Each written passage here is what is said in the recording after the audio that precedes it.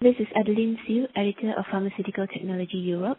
Joining me today is Dinyer, Director of Environmental Health and Safety North America and Global Potent Compound Expert from Patheon. Jeff, thank you for being here to talk with us about the manufacture of highly potent APIs.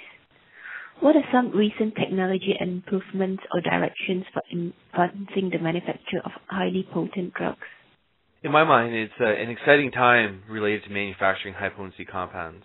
I find the industry and the equipment vendors are really embracing the need to contain materials at the source.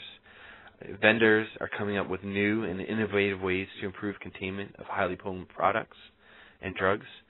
Isolator technologies, there's existing isolator technologies, but manufacturers and vendors of this equipment are also looking at retrofitting existing equipment and facilities. Flexible isolator / glove bag technologies, have made it really simple and easy to gain containment, and it's disposable, which eliminates the difficulty with cleaning some of these high potent compounds. This flexible isolator and glove bag technology has come a long ways in the last few years and is an easy solution to create and to implement. Containment of high potent compounds is continuing to evolve. It's not one-stop shop. It's not a one-set solution, really. It's a matter of going through and systematically looking at each task and how we can go back and look at how we can improve containment at the source for each step in the process. Having said that, it is exciting, and part of the excitement comes in the fact that there are still some challenges. We don't have solutions for all the steps.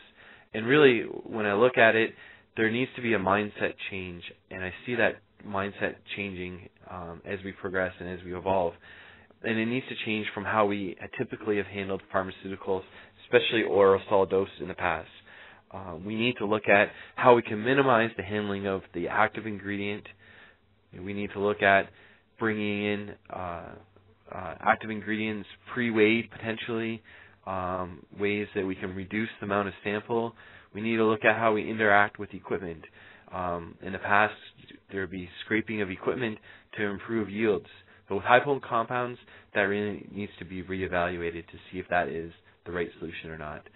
And then equipment vendors, they've come a long ways in improving the design of equipment to allow for containment at source, but it needs to continue. There are some vendors that will say that they can contain to 1 microgram per meter cube, but we know that really only hits a certain level of potent compounds. There are compounds that are more potent than 1 microgram per meter cubed, and there aren't great solutions to get us down to 5 nanograms per meter cubed, which is potentially is where we need to be to remove respiratory equipment. We don't have a single solution yet. Isolators, on paper, sound great, but there are challenges with those. From an ergonomic perspective, from a reach perspective, can the operators do what they need to do in an isolator? It's easy to do with benchtop equipment, but when you get to large-scale equipment, an isolator is not always the most effective, depending on the situation.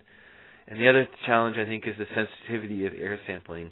Technology has come a long ways to allow us to detect to a more sensitive level, but there are some active ingredients that are difficult to detect in the air. And if we can't show that we're able to achieve the exposure limits, that makes it difficult to prove that we're containing at the source and protecting employees. So those are some of the challenges, but also some of the directions that the high potent manufacturing is taking. And it is an exciting time. And I see the manufacturing of high potent compounds continuing to evolve.